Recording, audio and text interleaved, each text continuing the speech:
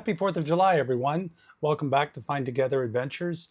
I know it's been a while since we've put a video out, so what I figure I'd do is kind of bring you up to speed on what I put together. I mean, you've seen a couple of the projects that we've worked on to get Sterling ready for our full-time adventures.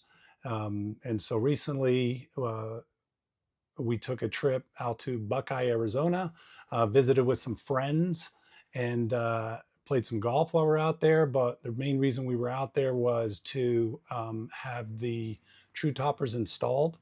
They did a great job, Straight Line RV and Boat, there in Buckeye. And so one of the issues that has always concerned me is towing my F-150.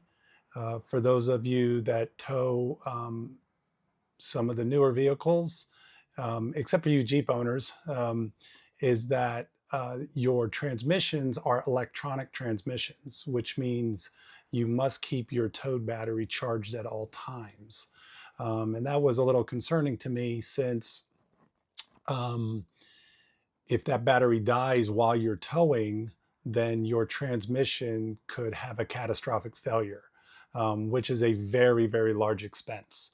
So I've seen some of the videos out there where people have had those issues. I've also reviewed the IRV2 forum and various other forums. So that's been stuck on my mind for a long time. So I came up with what I believe is a solution, and gave me a peace of mind. We traveled a total of 1,625 miles with no incidents. So I will put up, this isn't going to be an install video. It's just going to show you kind of what I did. And so we want to just get into that. So why I started this project.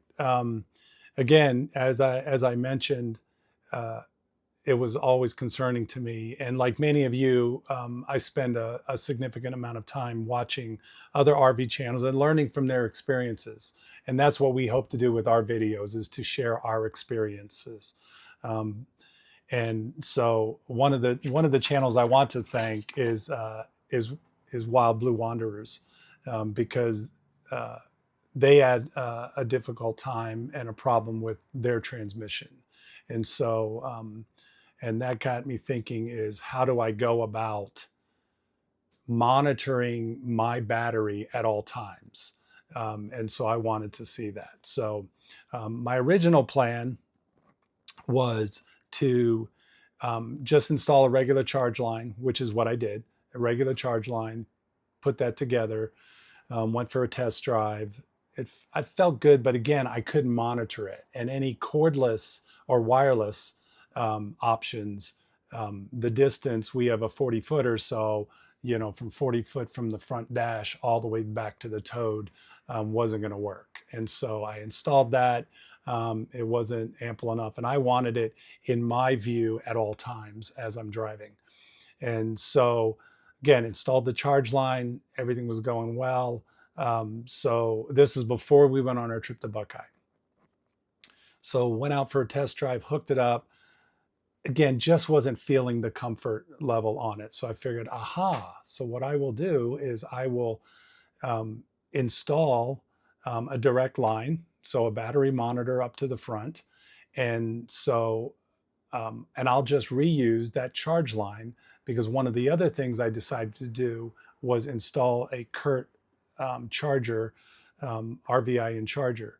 And so I figured, okay, I'm just going to use that cable. So, but for some reason, I wasn't getting the signal that I needed all the way up to my front monitor, and it wasn't making sense. So I pulled out the multimeter. Again, I'm an experienced mechanic, electrical work, all of those things. So I'm testing it, and it's just not working, and I couldn't understand. And then it hit me. I was like, duh, you big dummy. There's a diode in that charge line that I installed. So of course it wasn't allowing to flow back. I just wanted to reuse that wire. I wasn't trying to charge it and send the signal, because honestly, I didn't want to have to climb under the coach and run the charge wire, run another wire all the way to the front of the coach. But in the end, that's what I ended up doing. So one of the things what you'll see on camera right now is the Curt charger that I installed, that charges the battery while I'm driving down the road, and that's the charge that's coming from the RV. Rather than continue to modifying my original charge line, I decided to install a dedicated charging system using the Curt RVI brake towed battery charger.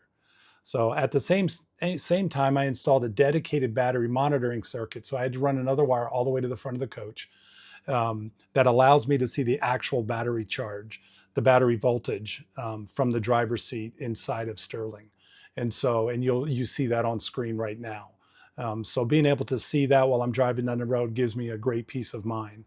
I believe on the screen it says 13.6 or 13.8. I've seen it as high as 14.1, but the Curt charger regulates it, so it lets it drop back down.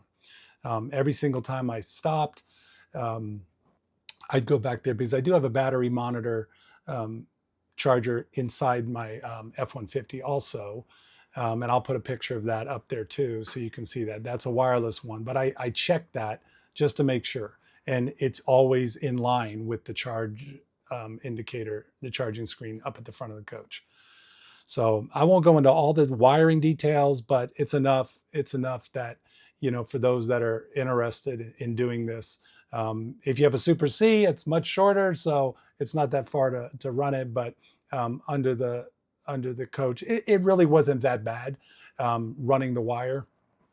Just spent some time on my back wiggling the way up forward and routing it through the firewall up at the front. So, but it works perfectly, and and I had a good spot, some open areas to put it on there. So some of the products that I use that you'll see in the video and see the connection, I chose to go with the NSA Hercules. Just because, again, I didn't want to have another item to put in our F-150, to push on the brakes, because that's just something else to take power off of that battery. There's been great reviews out there with the NSA Hercules, and again, zero problem, up and down hills. Again, it takes a little bit of adjusting of the cable that actually pulls on the brake pedal. Again, installing that wasn't very difficult. It was just time consuming. And so I managed to do that. So, and of course, the Curt RVI brake towed battery charger, I ended up getting that from eTrailer. eTrailer's been really great to work with. They seem to have the better price around, and it was quick to get here. So, but I'll include links below to anyone who's interested in seeing that. Now, one of the things is as I mentioned, we went on our trip to Buckeye, and again driving through Lake Mead and Buckeye. We went to Luke Air Force Base. While we were there, we camped at a whole bunch of different places. We'll get more in depth into that in the next video that we're going to put together. And so, but since completing the installation, we completed 1,625 miles round trip from Harrisville, Utah to Buckeye, Arizona and back. Through the entire trip, the charger worked perfectly, didn't have any issues.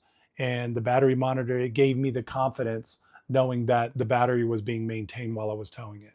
Now, one key thing to remember is that if your battery is almost drained anyway before you start, this system isn't going to charge it back up for you. I keep a battery charger with me just in case. It's a brand new battery. Again, it's just an insurance policy. The battery charger itself doesn't take up a lot of space if I need to put it on while we're at one of our stops. For say 2 or 3 days if I needed to do that, but always keep that charger with me. But so far there hasn't been any issues. Second try. Again, hopefully our experience will help somebody out who's considering maybe installing a charging system from a new one or improving what you have. Again, it's critical, even if you have a manual transmission. I've seen many videos out there where people will arrive and go, "Oh, damn, my battery's dead." So because their charging system wasn't working. So sometimes they forgot to put a charging system because they got a new toad or whatever the case may be. So, but if anyone has any more further questions or wants anything, just leave us a comment. Leave us a comment. We'll get back to you on that one. So, but again, from our family, from Karen and I to you all, we wish everyone a happy 4th of July. I'm actually recording this on the 4th of July. And so with much luck, I will get this posted today. And so enjoy the 4th of July. This is a great country. You know, there are many of us who have served faithfully and honorably. And so again, have a great 4th of July. And in the end, as we always say, it will be fine.